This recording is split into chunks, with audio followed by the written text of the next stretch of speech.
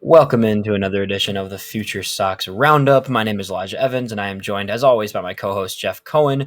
We are back to do a little bit of everything today. We've got a ton going on. The Chicago White Sox are in the midst of a 20-game losing streak. Yes, that is a real number that I just said, but with that said, we are not here to talk about that. We are here to talk about the farm system. There is a lot going on. We got a fun Major League call-up to talk about. We've got a lot of other call-ups throughout the system.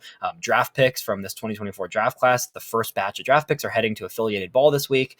We really just have a little bit of everything at every level. So we're going to go through this entire farm system today. We're going to talk about every single level, the players to keep an eye on, who's been performing well, who's getting promoted, really just a little bit of everything. So this is going to be a long one. Bear with us for as much as you would like to. And we hope to really give some good context for the entire state of the farm system amidst such a rough season in Chicago. But first of all, Jeff, how you doing today? Doing all right, Elijah. We got past the draft. That was exciting. We got past the trade deadline. I guess that was exciting. And now we're heading to, for most of the affiliates, the last month of baseball. It's hard to believe.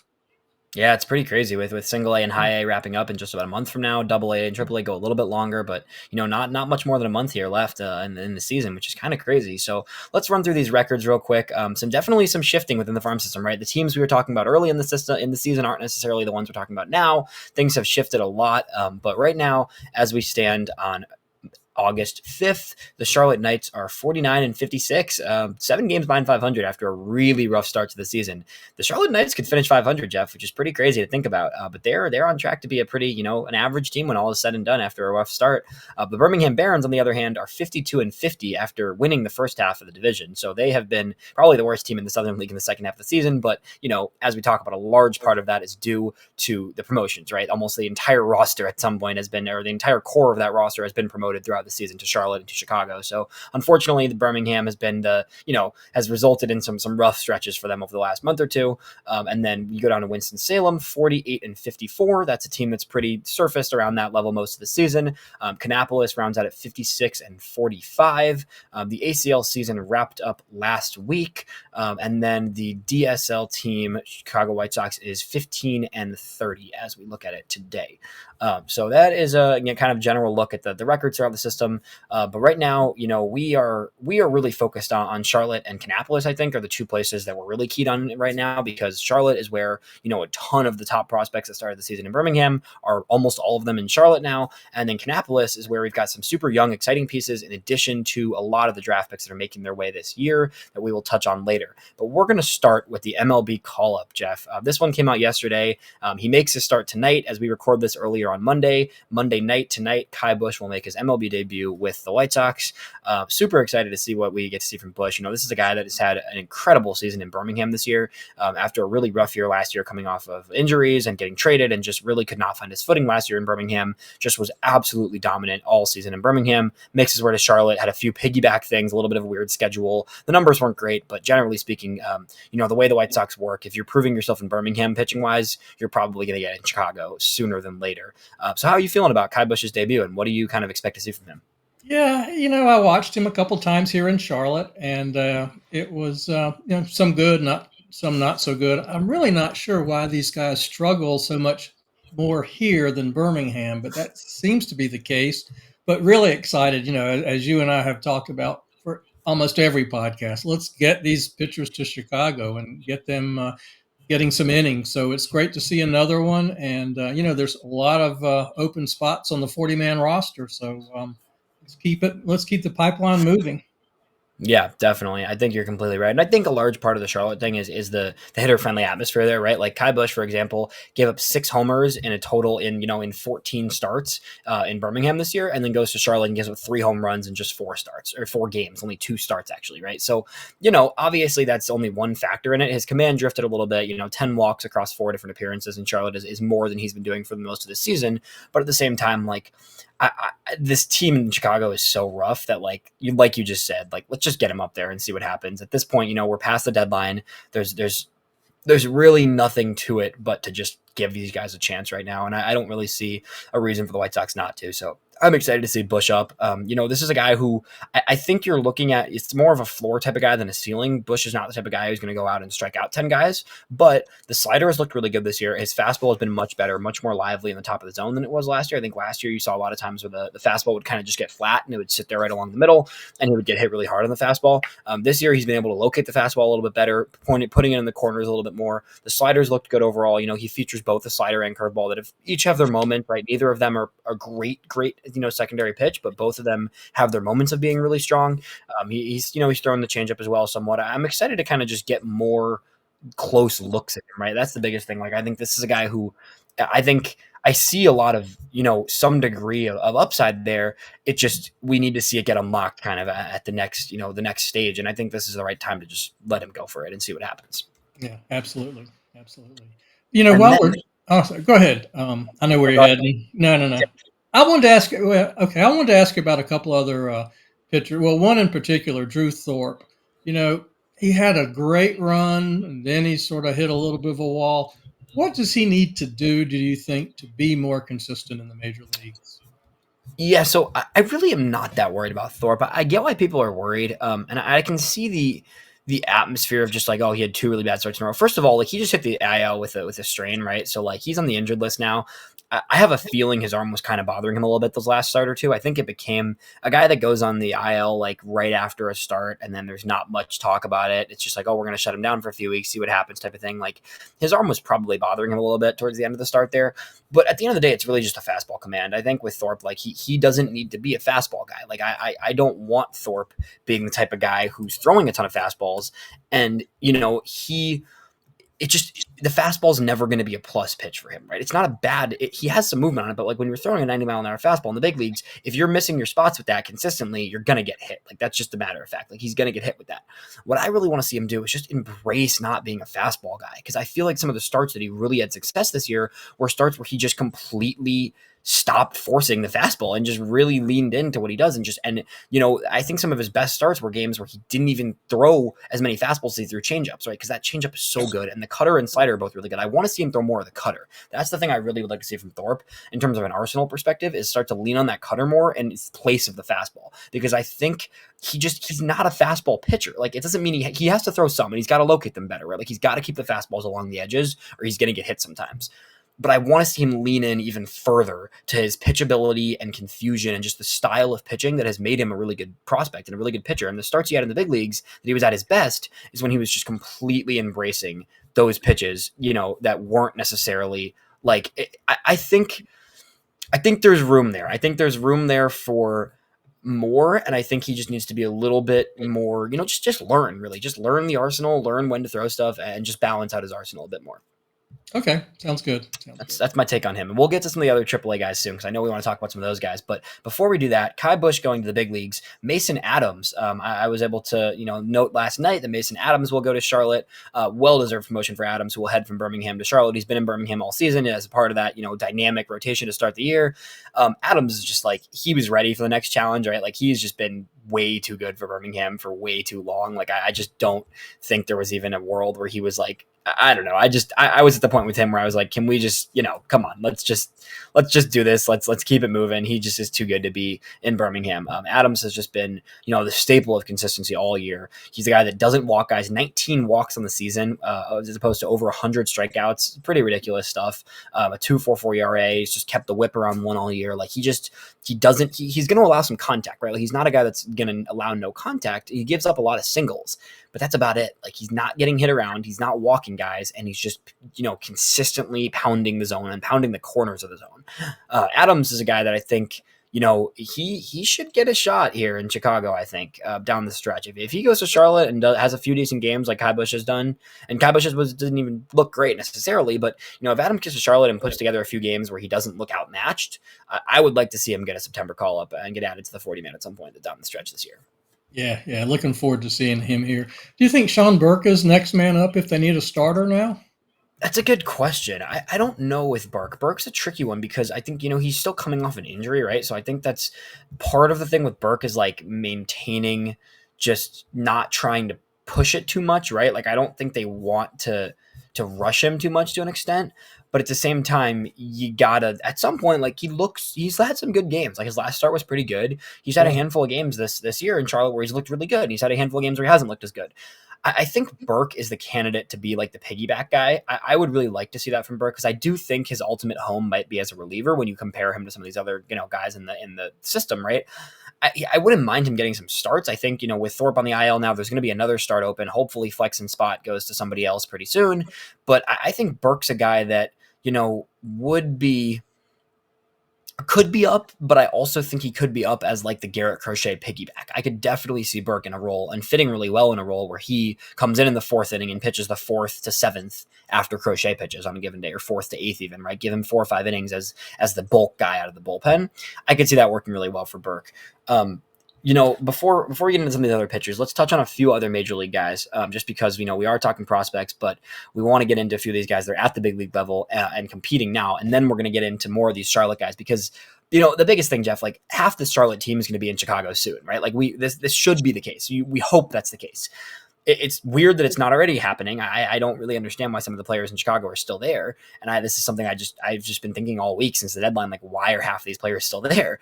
But like these Charlotte guys we're going to talk about are all going to get a shot pretty soon, whether it's August, September, or to start the year in April, right? Like a lot of this Charlotte team is going to be up.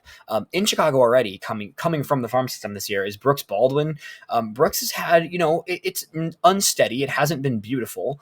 But we've seen some things from Brooks. Yesterday, a 3-hit game. The game before his first career home run this weekend. So this weekend, he had a game with a homer. He had a 3-hit game as well. He has 3-hit games already. Like, the numbers don't look good. And you look at the initial numbers and you're like, oh, he's only has an OPS of 600. Like he's striking out too much, like whatever. But like, this is a guy who played 8 AAA games. Like he was sped through the farm system because he was so good in Birmingham this year. And because he's, it's a high floor guy. It's not one of the guys you're banking on being a superstar. It's just not that profile. But at the same time, I really don't hate what I'm seeing from Brooks Baldwin, Jeff. I think he's shown enough signs at the big league level where it's like when he has a game where he has 3 hits and he's just putting together good at bats, to me that signals like this guy should be playing every single day for the rest of the season, and we'll see what happens. It might not come immediately, but like I don't see a reason why Brooks shouldn't be in the lineup pretty much every day. Absolutely, I agree. And clearly, I think the White Sox think the same thing. I mean, because they didn't keep him in Charlotte, but just for a handful of games. They think he's got a major league bat, or they want to see it. They're just how much he is a major league hitter. Right, 100%. I think that's really what it comes down to is just letting him prove it. And that's what I want from the rest of this roster, right? Like this entire last 2 months should be about letting guys prove what they have going into next year. Here is 2 months, take the innings, take the bats, and show us that you can be a part of this future. Like that is what this season needs to be about. I mean, this team isn't winning anything. We know that. It's a given. It's been a given for months, and now it's even more than ever, right? Like 20 straight losses, there is absolutely no downside to just letting every single prospect in AAA at some point get some run. I mean, and just get, especially the older guys, right? Like Brooks Baldwin's 24, right? And he, was a college draft pick, played a full college career, right? Like these are the guys you just let it go and you let him happen and you let them see what they do, right? So happy to see Baldwin up there and just, having some good games. He had a good weekend this weekend. Let's build on that. Let's see what he continues to do. On top of that, Miguel Vargas. I know this is someone that you may not be all that familiar with. You probably haven't watched that much of him, and I haven't watched that much of him either in comparison to all these other guys. Miguel Vargas was the headline piece of the Fetty trade that came over to the White Sox last week. You can listen to our me and James Fox did an entire breakdown of the whole trade deadline, all the trades that went down and everything. We'll touch on a few of the players today, though, that came over via the deadline. Miguel Vargas, it doesn't look great off the bat, right? He has had some rough games. He had his first homer with the Sox a few days ago, which was nice to see. The defense, they're still trying to figure out kind of where he fits into this formula, right? That's going to be a big question.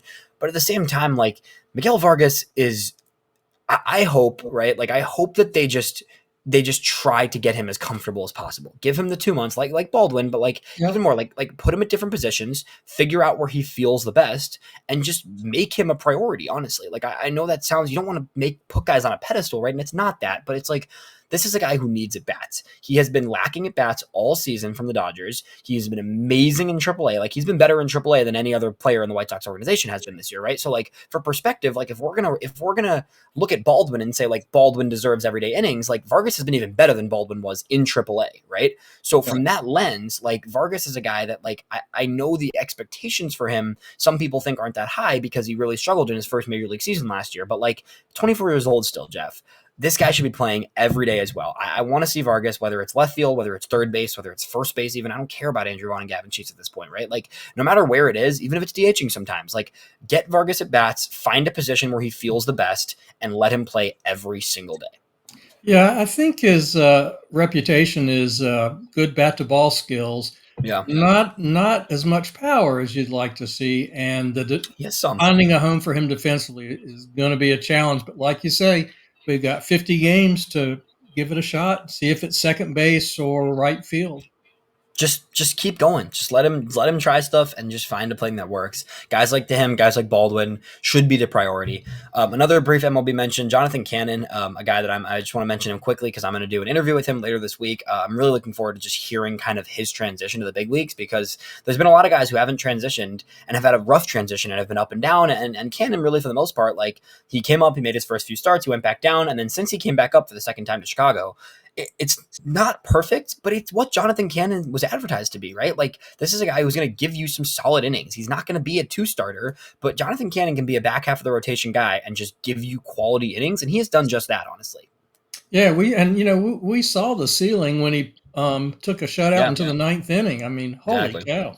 Yeah, so, I mean, he's going to have some great starts. He's going to have some mediocre starts. But generally speaking, Cannon's a guy that you can put in the back of your rotation and feel pretty good about giving you some decent innings almost every time he goes out to the mound.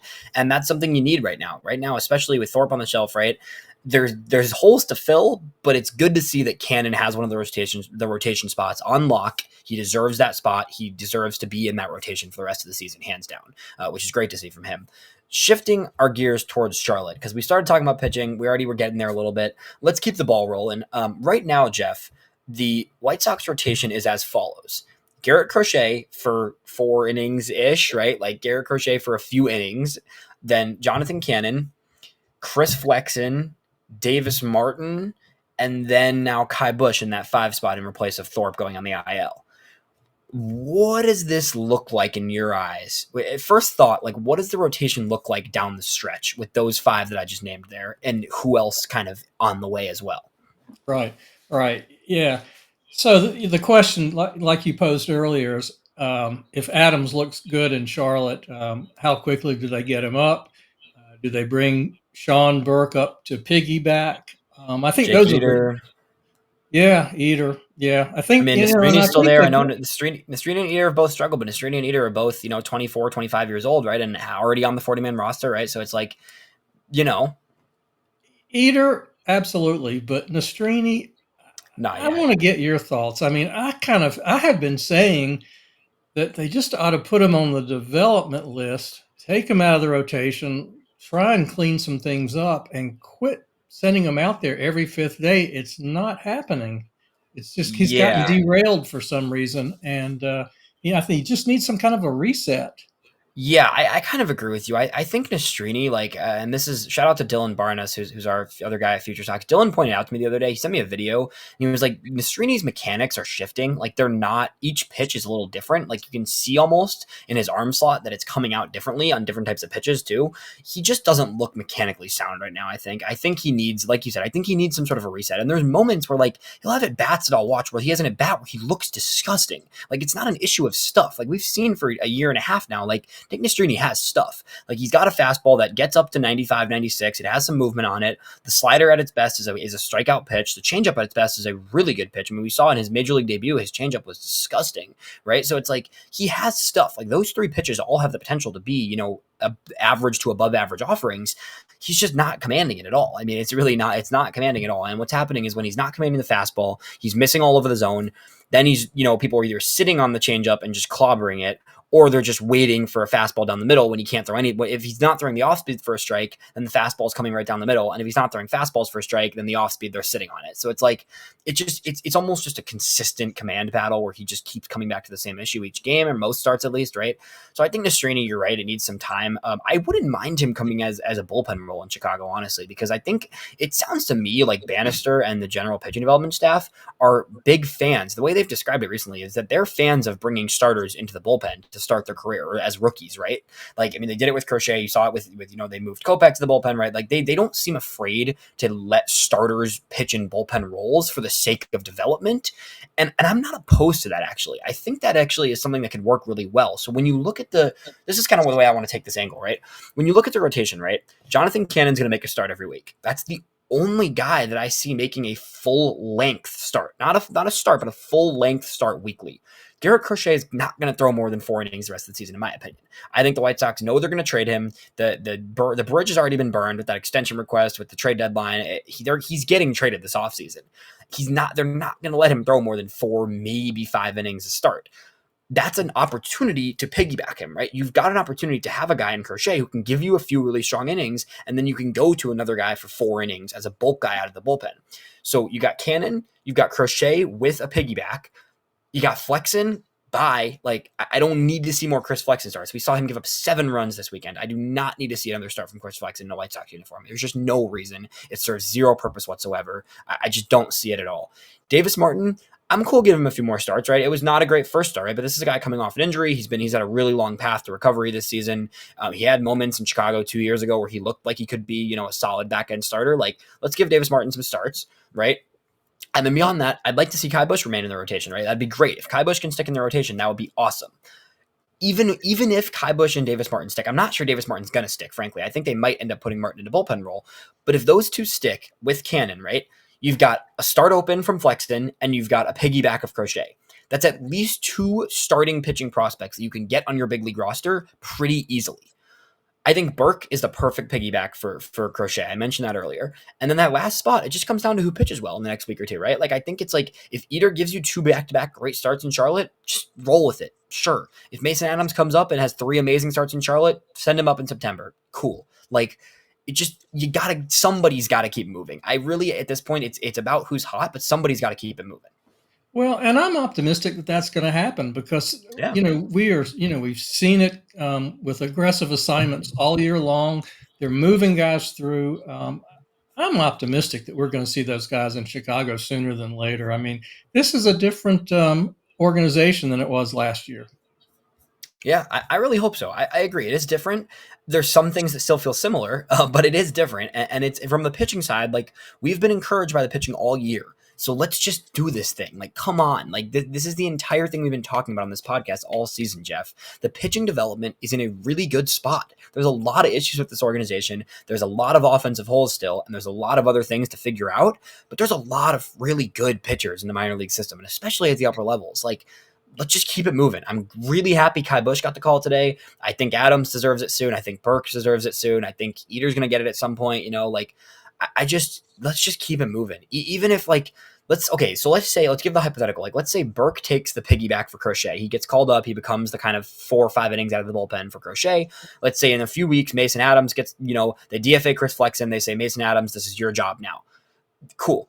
I'm cool with bringing a Jake Eder out of the bullpen for a few innings a week. I'm cool with bringing Nick Nastrini out of the bullpen for a few weeks if they're not going to shut him down, right? Like, I'm okay with that. I don't see the downside. I think those are guys that have a lot of stuff, and both those guys have been dealing with a lot of command issues. So it's like, if you're dealing with command issues and you want to get them experience and they're already on the 40-man roster, just put him in the bullpen and give him some innings. At least let him churn, let him work on some things. Like, the relievers, like we've talked about, there's so many bullpen guys in Chicago that don't need to be there. The entire bullpen doesn't need to be there, probably. I mean, there's only a few guys that are really, worth being in the bullpen in Chicago right now. So it's like, I hope that pretty much that entire Charlotte rotation gets a shot this year. That's the last point I'll make on that. I think it's time. I think there's no reason not to. Yeah. And again, like, I'm optimistic. I think it'll happen. These guys, Bannister is pushing these guys through. So let's wait and see. But I think we're going to see most of those guys up. Yeah. Yeah, I think so. On the hitting side in Charlotte, because Charlotte's not just a pitching factory. There's some serious bats in Charlotte. It's fun to watch because there's some guys that are really hitting right now in Charlotte. We'll start with Tim Elko, who just got called up. Shout out to Tim Elko, who just got the AAA call this past week. Elko, he's a complicated profile because for the longest time, I love Tim Elko as a person, love watching him play 100%. I have a hard time believing in it at the next level, but he's been pretty good in Birmingham. So I really can't, I shouldn't continue to doubt, I guess, right? Because he's been, even in a season where I really thought he would start to regress even a little more in Birmingham this year, like he still put up a 758 OPS and had a pretty solid season, 9 home runs there, 40 RBIs. Like it's not great. I think the biggest thing with Elko is like 109 strikeouts in 91 games with only 21 walks is really hard to stomach. It's hard to stomach that type of approach. 2 home runs already, though, since he got to Charlotte in 6 games. What did you see this week? I know you were at a few different games this week, Jeff. What do you think of Elko now being in Charlotte? I think it's great that he's here. I thought he did an excellent job in Birmingham. It is a tough place to hit, and his batting average was up toward the end, and he was showing a lot of power. I think it's great. He's going to love being in Charlotte in that small ballpark. He's going to kill it here, I suspect. And he's another guy. I'd like to see him in Chicago. I'd like to see him get a few weeks up there this year. It has to be a DFA though. That's the thing, and that's what I don't get the hesitancy, Jeff. Because I saw a post today that was a Gavin Sheets thing. Trey Williams, who's a big listener of the FutureSox pod and follower, like he posted something that Gavin Sheets has like a negative 16 WRC plus in the last month. He's hitting like 120 something. Like, can we just move on? I get the financial ramifications, and I get that you don't want to move on from guys and then have them blossom somewhere else, and that hurts. Like we're seeing Eloy right now go, nuclear this weekend in Baltimore, of course, right? But like that's gonna happen when you're playing for a team that has lost 20 straight games in the major leagues, Jeff. You're gonna go somewhere else, and you're gonna feel better about your life and about your team and about baseball, right? Like that is going to happen no matter what. It's not happening in Chicago. Guys like Gavin Sheets are not part of the future. Like I don't get the need to hold on to so many of these players that have been there for a few years now, or even just the veterans they signed this year. Like, yes, Tim Elko might come to Chicago and really struggle. I would not be surprised to see him strike out 50% of the time for a week and go right back down or just stay up and struggle. I'd still rather see that every day than Gavin Sheets. Well, we got to find out, right? Yeah, let's see it, right? The guy's, he's in his prime. He's what, 25? He's already prime. 25, yeah. Yeah, we got to find out. It's not going to serve him any purpose staying in Charlotte. Yes, and he needs some time in Charlotte right now. He just got there, right? But like, right. If he's raking for 2 weeks, like if he has a big 2 weeks in Charlotte, like I'm cool with him going to Chicago, and I think it's well deserved. Another guy that I think should be in Chicago soon. What did you see from Bryan Ramos in the past, the recent weeks? Because Bryan Ramos, in my opinion, from games I've watched, looks a lot more comfortable than he did earlier in the season. That's the one takeaway, the biggest takeaway I had from games this week.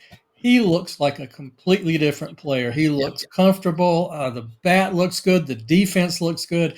Yeah, it's so different than when he first got up there. It's just 1 week, but gosh, I'm hoping he's turning a corner here because a lot of potential. This past week wasn't as good, in all fairness. The week before was really nice for Ramos. I think actually this week was good too. I don't know. I mean, it was pretty solid. I think he just looks more like himself in the past month in general, we'll say, right? And like that's the guy who like we thought he was the guaranteed third baseman of the future heading into the season, right? And like yes, he struggled and he got pushed to the big leagues too. Like him getting the big league call up and having a good first 2 days in the bigs kind of skewed opinions, I think, because people got really excited and then he fell on his face and then really struggled, went to the IL, came back, hasn't come up. I mean, it was a weird little middle of the season for him where he got pushed when he wasn't even playing very well. And then it kind of had this expectation get risen and then come right back down. So he's just had his kind of the perception of him has gone up and down a ton this season, I think. Well, and I think, I'm sorry. I think you hit the nail on the head when you said he's had a good last month, because one of the things I did prepping for this podcast is look at hitting stats for the last 30 days. Bryan Ramos in the last 30 days is hitting 288 with an OBP of 383. Not bad. Yeah, we'll take that. We'll take that for sure. He looks like he looks like the guy that we thought he is. Yeah, we will definitely take that. And this is not. I don't think Ramos like I've thought this from a while. Like Ramos isn't really the profile of like a superstar hitter necessarily. Like I'm not sure he's the hitter where you're looking at him and saying this is a guy that's gonna lead your lineup. But at the same time, he's been 883 OPS in the past month, like you just mentioned, and those numbers you pulled up. Like that's a player you want in your major league roster. And someone that, because he already had a little bit of a big league stint this year, if he has another good week, I'm ready to say, let's get him to Chicago. I mean, Nick Senzel is starting at third base right now for the White Sox, Jeff. Nick Senzel is starting at third base right now. Like, if Ramos continues the trend he's on right now, like he had a really rough start to the season, picked it up a little, went to Chicago, got hurt, went back to Chicago, went back down to Charlotte. He's been up and down. He's settled in at Charlotte, looks like the hitter we know he can be. I think Ramos is about a week or two out from a big league recall. Yeah, Senzel for sure. Nicky Lopez. I mean, those are two roster spots, right? Instantly roster spots that should be opened, Yeah, absolutely. tomorrow, really, frankly, right? Like that's the reality of the situation. And then the third guy I want to mention in Birmingham or in Charlotte, before we get to Birmingham, Edgar Quero is a beast, Jeff. Edgar Quero is really, really good.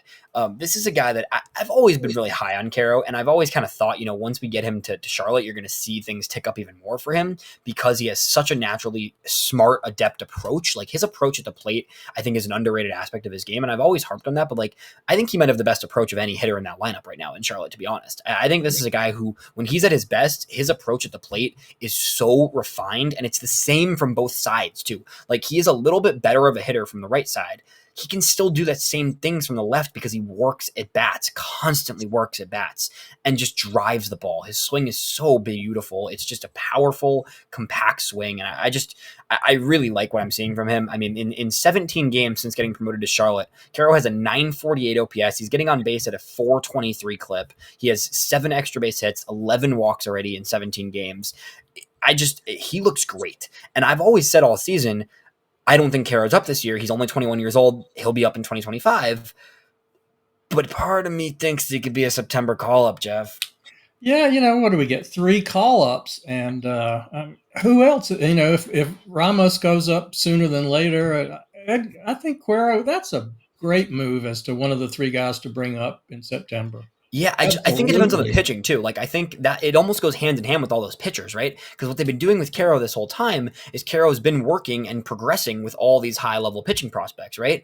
So if you decide to bring up Mason Adams, Sean Burke, Jake Eder, just bring him with. Like, I mean, really, Corey Lee's been terrible. Like, I know people got on the Corey Lee hype early this season, and I think Corey Lee is a decent backup catcher. He's really good on defense.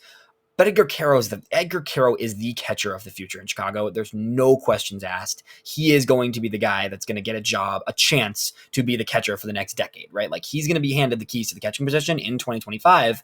If he keeps hitting like this in Charlotte, Jeff, he might be called up later this season at 21 years old for a catcher, a switch hitting catcher.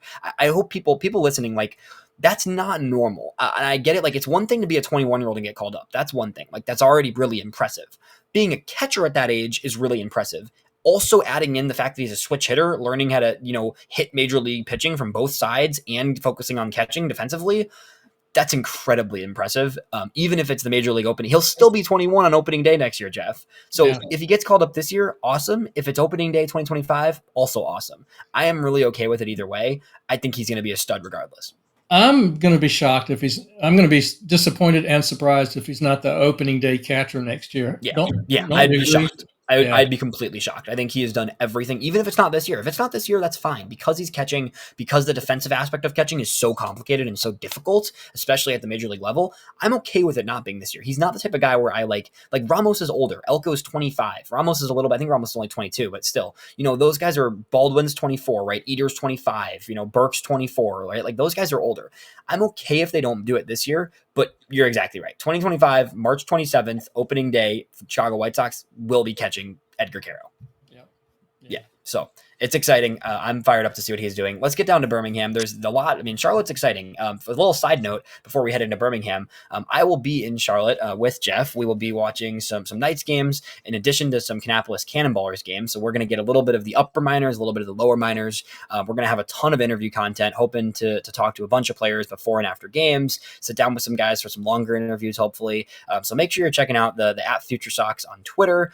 Jeff is at AAA Jeff, and I am at Elijah EVA 28. We are going to bring a ton of in-person content next week. Jeff's going to be there for some games, or not in Charlotte. Charlotte's out of town, but Jeff's hopefully going to get some games this week. But then next week, him and I will be in person together, checking out a bunch of these games, really just getting, a hands-on look at some of these players because, this is the focus for the White Sox. The minor league system and the farm system is the focus right now. It's not the major league club, that's for sure. So stay tuned with us because we're going to have a ton of great content coming in the next month.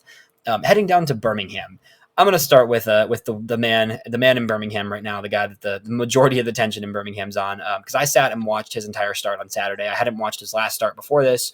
I was able to sit down and watch Noah Schultz's entire start on Saturday.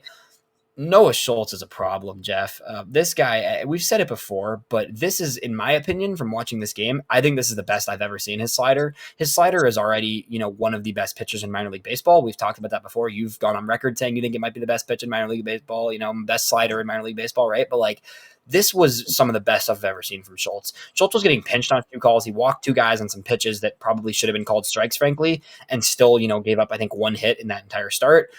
The slider was just diabolical, and his ability to throw it against right-handers is something really starting to stick out to me because he has always been comfortable throwing that slider in any count, but now he's throwing it, he's just challenging the heck out of hitters with the slider. It's not a lefty pitch. He throws it as much to righties as he does to lefties, and he throws it in a way where it's just coming right onto the hands of a righty, and righties are swinging at it, and they're literally, the ball's coming in at them while they're swinging, and they're so far off the bat path of even making contact with it half the time. It's just ridiculous stuff from Schultz, really. All right. Two quick questions. How many innings is he at? And when what's going to happen with him in 2025? Is it Birmingham, Charlotte, Chicago? Yeah, that's a good question. Okay, so he's only throwing 4 innings to start. He has not thrown more than past the 4th inning in any start this season. They made it pretty clear they were going to keep him at 4 innings this year. He's at 4 innings, 60 pitches. That's the equivalent. So this past start, he had 3 2/3 because he got to 60 pitches after the second out in the 4th inning, and he came out from there. So it's either 4 innings or 60 pitches for him right now. He's not getting up more than 4 times. I get the concern there, but I'm also I'm okay with it because it's not like a guy who's slowing down, right? I don't watch his starts and think he's slowing down in the 4th inning. They're just being careful because he had a lot of arm injuries last year and they want to protect him.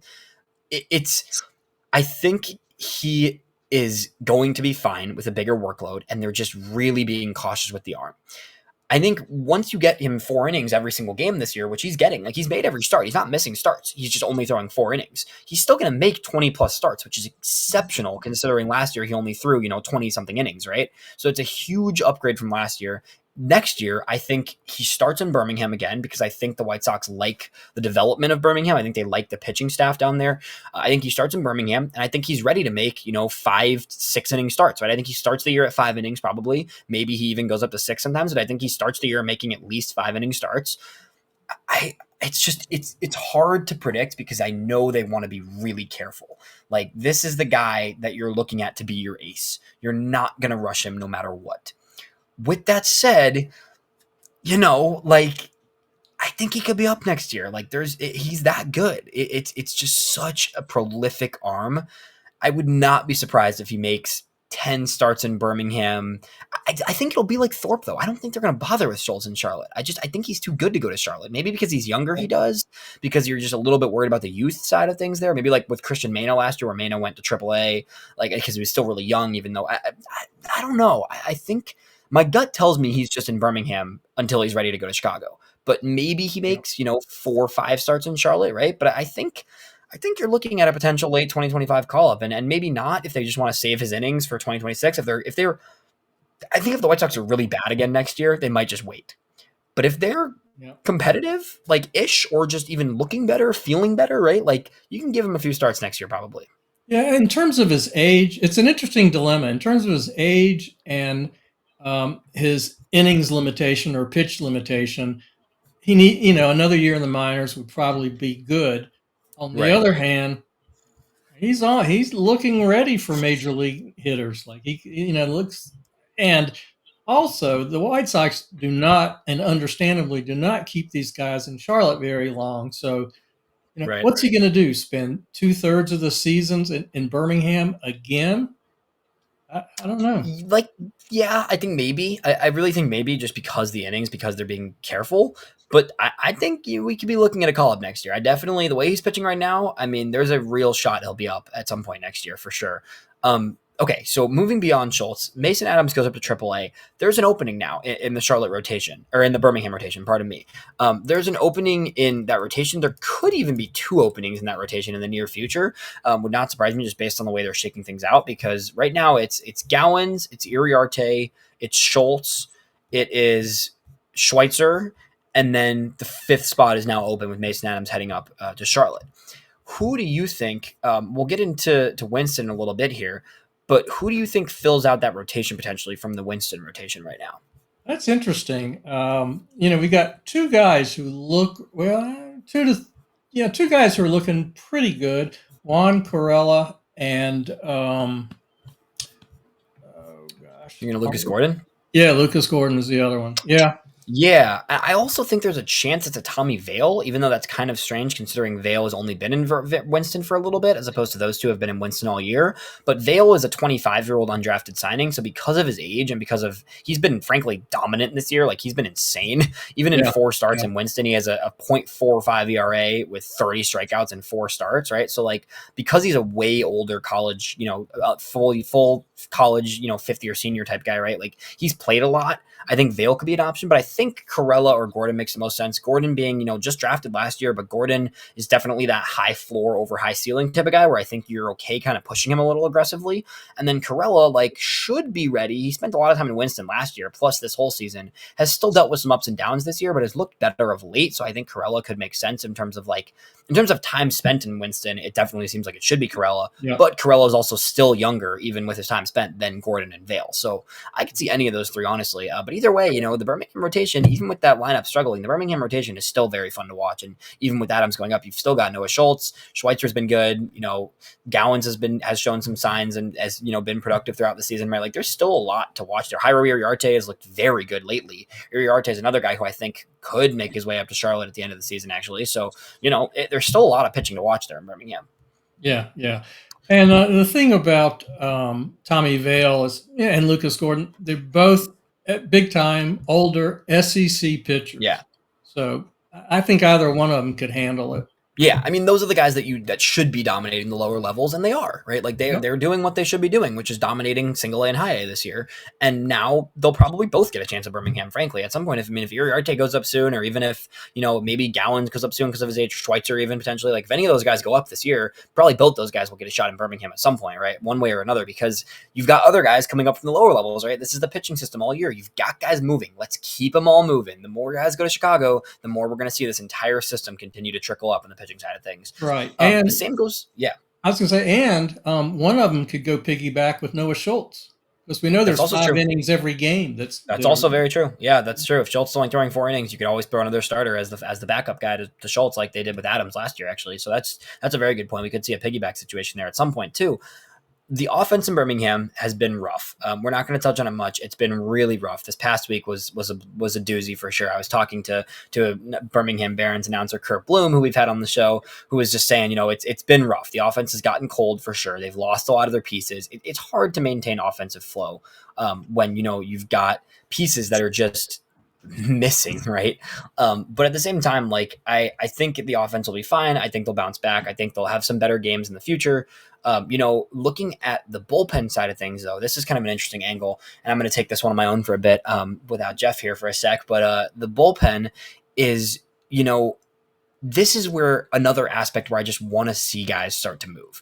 The bullpen in Charlotte and in Birmingham, especially in Birmingham, actually, has been nasty this year. Like there's some really solid relievers up and down the system, and I don't really see the reason to keep any of these guys if they don't have much to learn. Like relief pitchers in general, my stance is just keep moving guys. If a guy is succeeding to the way that some of these relievers are succeeding in the minor leagues, I would just keep moving them. You're not getting that much more development as a reliever in 1 inning spurts in the minors than you are at the major league level.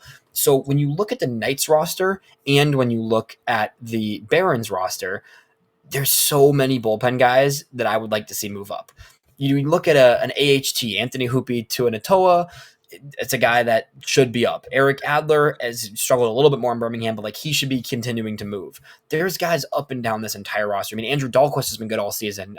Caleb Friedman's been good all season. This is all just Birmingham right now. Like there's so many guys that could continue to chase. Plimal's been pretty good this season. Garrett Shanley's had some really good starts this season. When you look in Charlotte, it's Addison Coffey. It's, they brought up Fraser Ellard recently. Like there's plenty of guys. Jose Marcusin also. Like there's tons of guys in these two rosters that are pretty ready in my eyes to get some, big league innings down the stretch. What do you think about the status of the bullpen, Jeff? Well, it's interesting. They added a lot of new arms in Charlotte recently. One of them came over from Philadelphia in the trade. Yeah. He came over from the Orioles for Eloy Jimenez. McGuff, I guess that's how you pronounce it. Yeah, Trey McGuff. Yeah. And his first outing, what do you have? 3 shutout innings here. He looked excellent. Then they also picked up Gus Varland, who was DFA'd by the Dodgers, and I saw him. He pitched last night. He's got a big fastball. I thought he looked pretty good. I agree. Yeah. Yeah, and like you said, Coffey, right? Johan Dominguez has some good starts. I mean, Matt Foster's coming back on a rehab start. Like, it's time to just clear this bullpen out in Chicago. I mean, that's really what it really comes down to. Is I'm just like, let's just get it moving. I mean, there is just zero need to see Justin Anderson, to see, whether it's Chad Kuhl, Dominic Leone when he gets back. There's so many guys. I mean, Tuki Toussaint, Steven Wilson, like. Yeah, and a lot of those guys are on the Charlotte roster. Davey Garcia, guys like that. You could clear out a half a dozen spots to open up for guys in Birmingham. Easily. Exactly. So that's my last take on Birmingham and Charlotte there. It's just that I want to see a lot of those relievers get big league innings. The bullpen's been the worst in baseball all season. There's no wonder the White Sox have blown so many games with a pretty good starting pitching staff, which is just crazy to even think about. The starting pitching hasn't been that bad, frankly, and they're still, losing every single game, right? Let's just clear out this bullpen, get these guys up. That's the last thing we'll touch on in Birmingham. Heading down to Winston-Salem. One of our favorite guys got the promotion to Winston-Salem this week. So we still don't know who that Winston-Salem pitcher going up is. It's one of Corella, Vale, and Gordon. But one of their spots, whoever goes up, will then get their spot filled by Aldrin Batista, Jeff. Aldrin Batista, we are both big fans of his. He has been in Kannapolis all season. He's had his ups and downs. He hasn't been perfect, but he has shown flashes in Kannapolis of a guy that I believe to be a legit pitching prospect at the lower levels, and someone that I think has even more room to grow from where he's at right now. He did everything he needed to do in Kannapolis. He will now join Winston-Salem, and I am very excited to see Batista at the next level, Jeff. Yeah, he's been in Kannapolis for a little over a year and a half, and he's looked good. Last year he looked good. He's looked even better this year. Let's get him up to Winston and see what happens. And it's interesting, a lot of the guys who've gone from Kannapolis to Winston, it hasn't been the easiest transition. I've really been shocked. Yeah, it's not easy. I mean, every level's not easy, right? I think Kannapolis generally has had a lot of success this year as a team, the players individually, right? And then they've gone up, and there's been some guys that have struggled for sure, especially on the offensive side, but even some pitchers as well. Batista's a guy that, throughout the season, Aldrin Batista, 3.51 ERA. This is a guy that has, been hit with some home run bad luck, honestly. Like last year, he gave up 1 home run.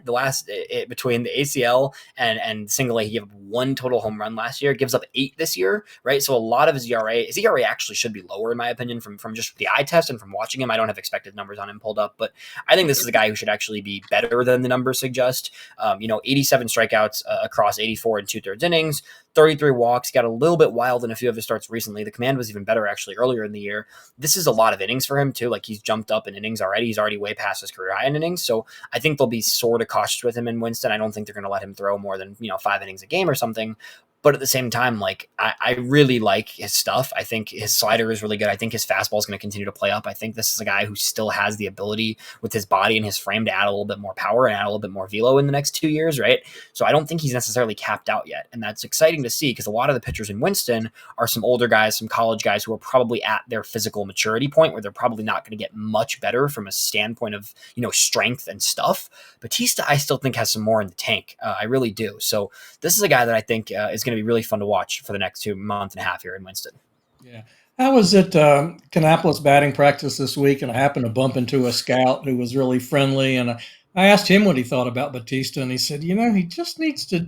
I like Batista's fastball. I think it's got a lot of break, but he says it needs a lot of break. It breaks left horizontal. It needs some vertical break. I don't know. Yeah, Anyway, that was interesting. his 2 cents. Yeah, I'd have to look at a little more tape to check out kind of the movement break. And I know you texted me that, so I'm curious to look into it a little bit more. But I do like the movement. I like a lot of the horizontal, and I think it's got that Yeah, really nice two seam ride to it. So if you could add a little bit more of that vertical break, that's interesting point there. Maybe it could be even better because he already has a lot of movement on that fastball for sure. right. So I don't know. I think Batista's a guy that I'm going to continue to have an eye on. I think he's going to be one of the better pitchers in Winston to watch down the stretch here. Winston added some other talent this week. First was William Bergolla, who was acquired in the Tanner Banks trade to Philly. That was probably my favorite. I don't know how much you checked out the episode of the trade deadline breakdown, Jeff, but that was probably my favorite acquisition of the deadline in terms of value, right? Like Tanner Banks is a solid relief pitcher. He's had a pretty good year. He's been one of the better arms in the bullpen, but at the end of the day, Tanner Banks means nothing to the White Sox future, right? That's a relief pitcher who's, already approaching 30, right? Like that's not a relevant piece. And turning him into a guy that was a $2 million plus international signing just 2 years ago is a really nice flip, in my opinion. Bergolla is not necessarily the super high upside guy. Like he hasn't shown a lot of power yet, but at the same time, the defense looks nice.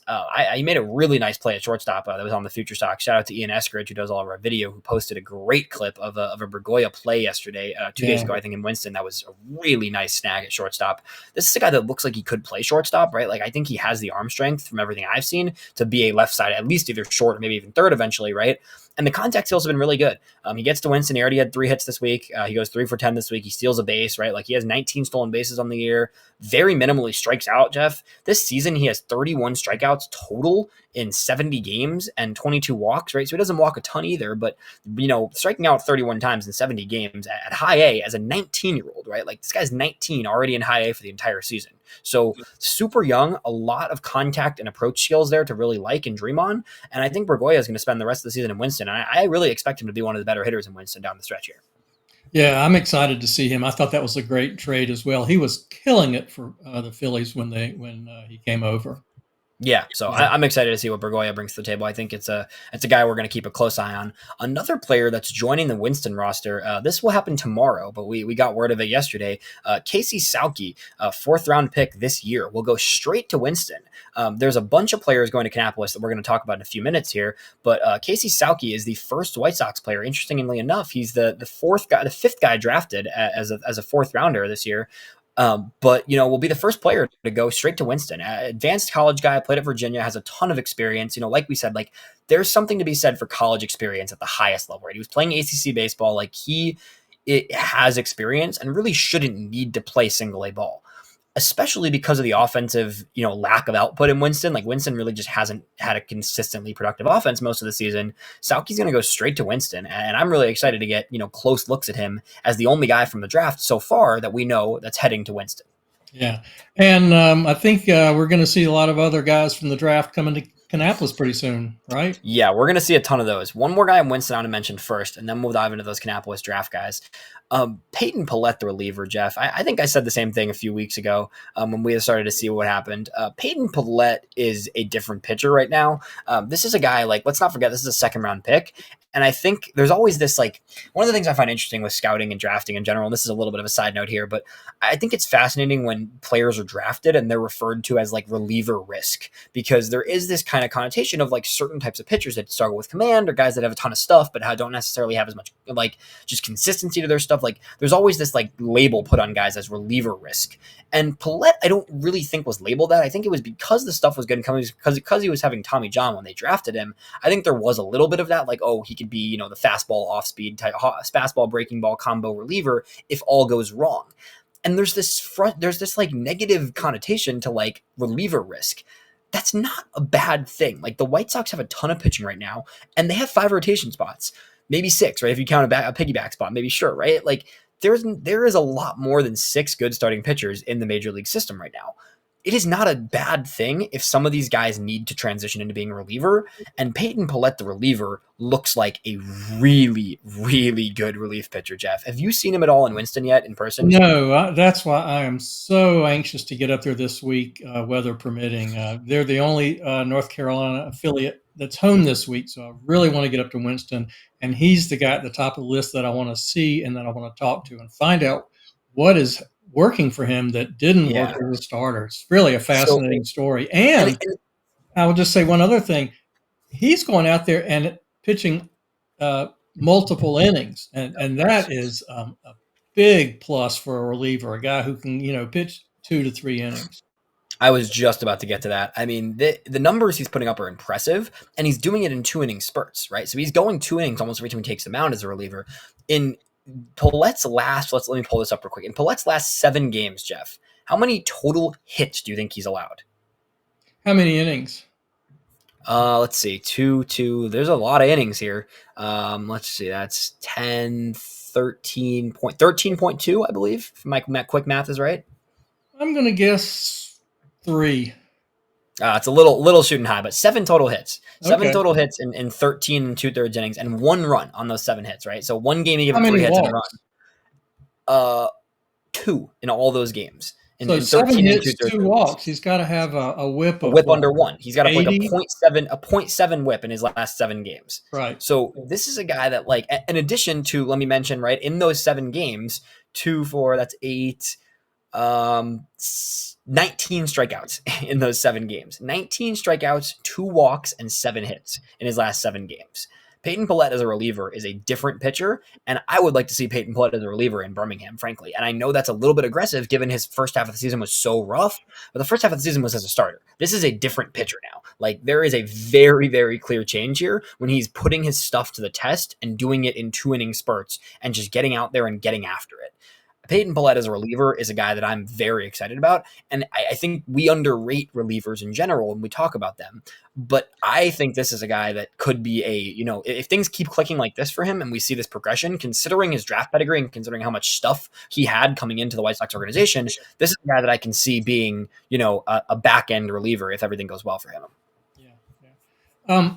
One last guy we got to talk about who got a promotion to Winston-Salem, our guy, Riku Nishida, and it's just been more of the same so far.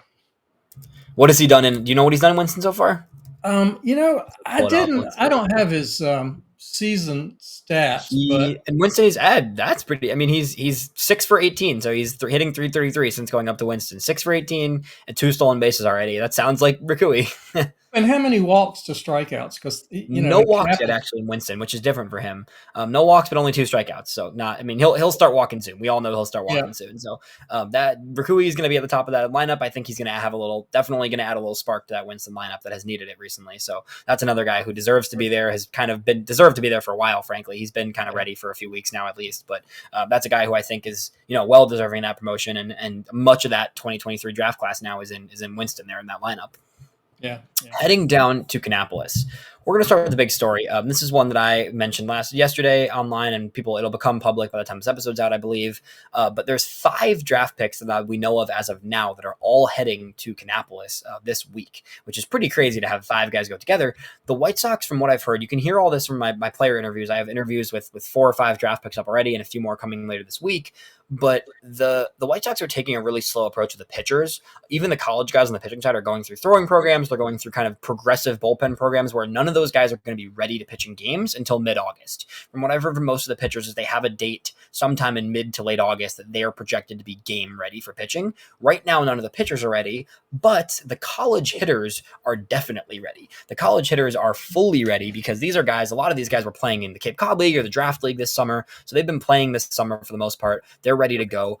With Sauki heading to high A, that's the 4th round pick. And then the following 5 guys are all heading to Kannapolis this week. 5th round pick, Sam Antonacci, infielder from Coastal. 6th round pick, Jackson Appel, who's a catcher from Texas A&M.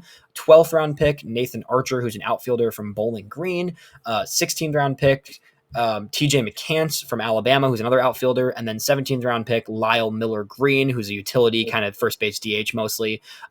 And then that's from Austin Peavy. It's Lyle Miller Green. So 5 guys, all college hitters that are all going to be heading to Kannapolis this week. So we will have a lot more information on those guys in the coming days. I'm pretty pumped just to hear kind of how they adjust. I think, luckily Jeff and I are going to be in person in Kannapolis for their first week of home games in Kannapolis because Canny's on the road this week, right? So those 5 guys are all going to be joining the Kannapolis lineup.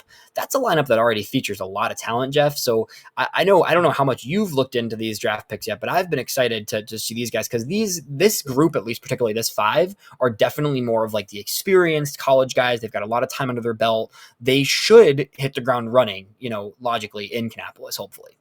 Yeah, I agree. And, even if they're only there 2 to 3 weeks, that's invaluable experience. All these guys tell me that those 2 weeks prepare them for the next full season.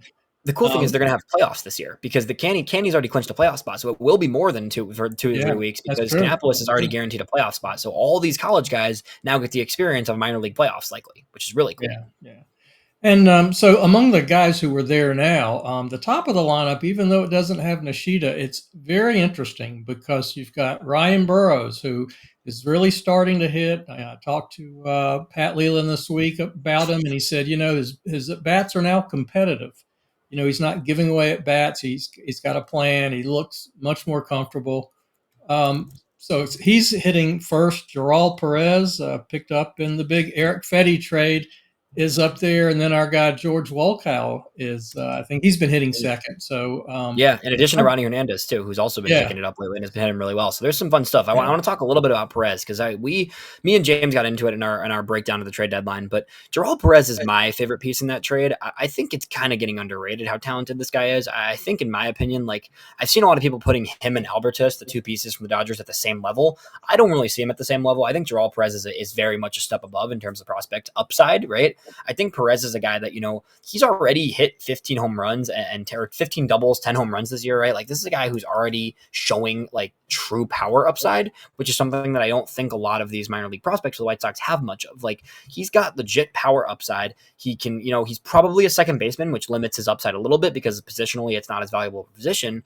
But if he's your second baseman, if you got a second baseman that can put up, a 20 home run season, if things go well for him, that's something you're pretty excited about, I think. The approach is great. Already has 3 walks in his first 4 games in Kannapolis. Had a nice double. We're still going to see some more, trickle in, I'm sure. But this is a guy that I think is going to be one of the best hitters in that Canny lineup the rest of the season. And I'm very excited to see kind of how he continues to develop down there in Kannapolis. Yeah, the first thing you notice about him is his physique. He is a strong-looking man. A lot of these young kids down in Kannapolis, they haven't added their man muscle yet. This guy is a strong guy. I mean, he's got power. It's evident. It's exciting. And I talked to him a little bit. We tried our best with my Spanish and his English, and he told me that he hasn't always been a power hitter. He's just now growing into that power. What did you think about his positional? Did you get to watching him? Because I know he played short. He's played short and second already this week, both. Yeah, I thought he looked pretty good at short. But it's just 1 or 2 games. Yeah, it seems like his profile from what I haven't watched him play much. I'm excited to see him in person and really get a close look at him, but it seems like he's probably more of a second baseman. I think his arm is decent. I think he doesn't quite have the strength or physicality or size necessarily for shortstop. I think he's probably more of that, strong, powerful second base profile. But at the same time, like that's a hitter who it really has a lot of upside and I think is going to be a big part of that lineup. And, now he's going to be surrounded by a lot of protection in that lineup with all those draft guys coming up and all those, 21 to 23-year-old draft guys who have a lot of college experience. Those guys are going to give a lot of protection in that lineup to guys like Wolkow and Perez, who are, Wolkow being 18, Perez being 19, right, are still super young and can kind of get picked on a little bit with some off speed sometimes. Now those guys have a lot of protection around them in the entire lineup, as opposed to the bottom half of the lineup, which has been struggling for parts of recent weeks. Yeah, if Perez continues to add muscle, given what his frame looks like already, I could see him being a third baseman. I mean, a big power hitting third baseman, or second base. It'd be great if he was still agile enough to play second base, but have all that power. Yeah, 100%. So that's very exciting there. I think it's going to be cool to get a look at the draft picks. I hope we're going to get to talk to a bunch of them. Hopefully, I've already talked to some of those guys a little bit here and there. And those are guys that I think it's just, like I said earlier, like these are college guys. they should be ready. They're going to be facing pitchers in single A that are worse than what some of them faced in college, right? So like I'm expecting some of those guys to really take off immediately. I think we're going to see some huge home runs from a guy like Lyle Miller Green. I think we're going to see some, really good average from a guy like Sam Antonacci, is one of the best contact hitters in the country last year in college ball. I think that's a guy who's going to get on base all the time in Kannapolis. So I'm really excited to see kind of where those guys start their professional careers. Heading down, just one more kind of layer to this is the rest of the draft class, as well as kind of some of the ACL guys. The Arizona Complex League is over. One guy I want to start with in the Complex League, Javier Mogollon. I don't know why he's not in Kannapolis yet. I think it's just this logjam because there's all these draft guys there now, and they're trying to figure out what to do with guys. What's going to have to happen is there's going to have to be some guys that get released at the end of the day, right? I know that's an unfortunate part of the game, and it sucks, right? You never want to be, getting promoted and kicking someone out of a job, right? It's a bummer, right? But like to clear some of these roster spots, they're going to have to find a way to promote some guys, but also cut some guys from Birmingham, Winston, and Kannapolis to get these draft guys kind of start to flowing. In addition to a guy like Mogollon, who had he had a 930 OPS this season in the ACL, Jeff. He had 8 home runs, 16 stolen bases. I mean, he has some strikeout problems, but generally speaking, if you've got a guy in the complex league who has 22 extra base hits and over 30 walks and getting on base at a 400 clip in the Arizona Complex League, right? Like it'd be nice to get him some innings in Kannapolis down the stretch. Yeah, you're right. They're going to have to make some hard decisions, and they're going to be tough because a lot of guys in Kannapolis are starting to hit. A lot of guys are looking better. So not the easiest decision, but a good problem to have. Yeah, it's definitely not the easiest decision. That's for sure. It's going to be tricky. So we'll see what happens. Mogollon, though, needs to get up at some point. The rest of the draft class is an interesting space. And I want to provide a little bit of context on this because I've been talking with a lot of these guys and I kind of know where a lot of them are at in their progress. Hagen Smith is the question mark, though, Jeff. I have not heard much. It's been very hush-hush in the world of Hagen Smith. This is the first round pick, 5th overall pick for the White Sox. He pitched a ton of innings this year in Arkansas. So whatever he does the rest of the season, it won't be a lot of innings. We're not going to see Hagen Smith throw, more than a few starts wherever he ends up potentially going. There's a chance he just stays in Arizona and doesn't pitch at all in the minors this year. But if he does pitch in the minors, do you think it's worth it putting him in Canny for kind of the playoff atmosphere? Maybe he makes a playoff start just because he's that good. Or do you think he should just go straight to Winston because he's simply too good? Because I think he would dominate Kannapolis. I think, personally, I think it would be a blast to see him start one of those playoff games. Oh, that'd be so much fun. But yeah, Winston's probably the right place for him. Yeah, it'd be cool. I think there's a chance it is Canny for that purpose because he's probably only going to throw 3-4 innings. I don't think he'll throw more than 3 or 4 innings in a start this year just because, they want to this is their first round pick, right? Like this was a big investment. I don't think this is a guy you're going to see. Yeah, he's going to get protected to an extent, right? But I think there's a lot to like there. And he could go to Winston. He could go to Birmingham probably and succeed, frankly. But I think he probably goes to either Canny or Winston, just makes a few starts just to get some innings under his belt, and that's about it for this season for Hagen. The 2 high school guys, the 2nd and 3rd picks in the draft, Caleb Bonnemer, Blake Larson will both be in Arizona for the rest of the season from everything I've heard. Nick McLean, who was the 3rd round pick of the White Sox, is kind of still getting himself in game shape. I did an interview with him, which you can check out from FutureSox. But he didn't play this summer at all. A lot of these guys played summer ball and stuff. Nick McLean, Arizona State got eliminated in May, and he didn't play at all really from, minimal. He had no game action in June or July. So when he got drafted, it was an assumption that he was going to take a little bit longer to get himself in game shape. He'll be up soon. I think he might go straight to Winston. Once he's ready and deemed ready, he is at the same point as Casey Sauke, who definitely could handle the pitching of Winston. So I wouldn't be surprised to see Nick McLean go straight to Winston, but he also could join that big crew in Kannapolis in the next few weeks here. The pitchers is another question, right? Like I think we'll see some pitchers eventually, but it's not going to be yet. I think it's going to be a few weeks probably. My guess is that sometime in late August or so, we'll start to see some of those college pitchers head up to Canny and maybe 1 or 2 head to Winston as well. Elijah, we had a couple of arms from last year's draft that we haven't seen yet. What's going on with Opper and Lacombe and probably a couple others? Lacombe's out for the year with an injury. So I remember seeing that. I forgot what the exact injury is, but I remember seeing that he's going to be down. He's in Arizona for the rest of the season, just rehabbing, working on some sort of injury. Christian Opper, though, I think there's a chance Opper is the guy filling Batista's spot in Kannapolis, because Opper is a guy that, he didn't have great results, but he did pitch a lot in the complex league, right? So he pitched in Arizona the last few months and has been getting those innings under his belt. So I think Opper is a guy that, whether it's right now or even in a few weeks from now, I think Opper will get at least a handful of innings in Kannapolis this year. Still super young, still very raw as a pitcher. So I think Opper is a guy that, I think will get some innings. But I don't know exactly when it'll be, and I'm not sure who it will be.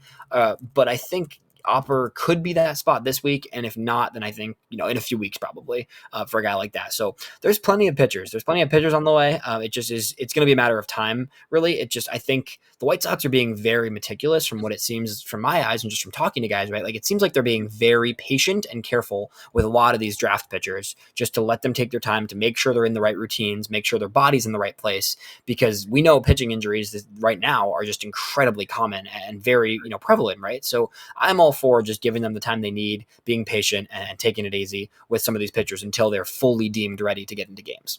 Yeah, absolutely. And, there's a steady pipeline. There's strong arms at every level. So, yeah, there's no need to rush any of these guys. There's arms everywhere. I mean, we're already seeing a lot of these arms succeed, right? I mean, guys like from last year's draft, guys like Peppers has been good lately.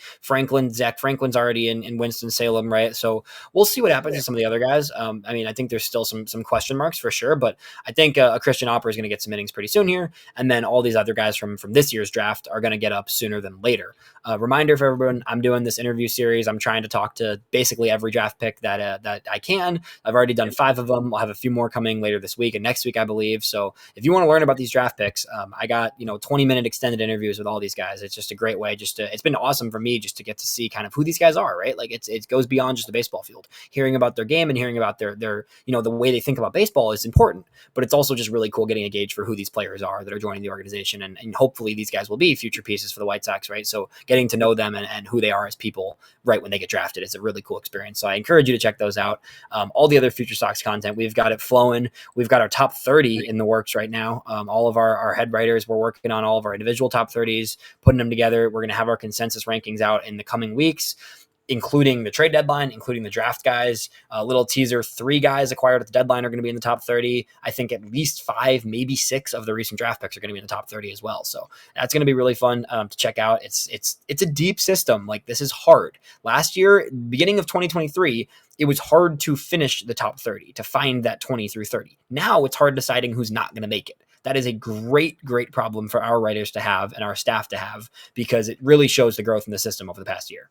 Yeah, you and I did a mock top 30, and we said at the time we had trouble figuring out who to leave out early in the year this year. So and more talents come in. Yeah, you add in all those draft guys, and the trade guys. That's going to be a real challenge. I haven't tried. It's been challenging.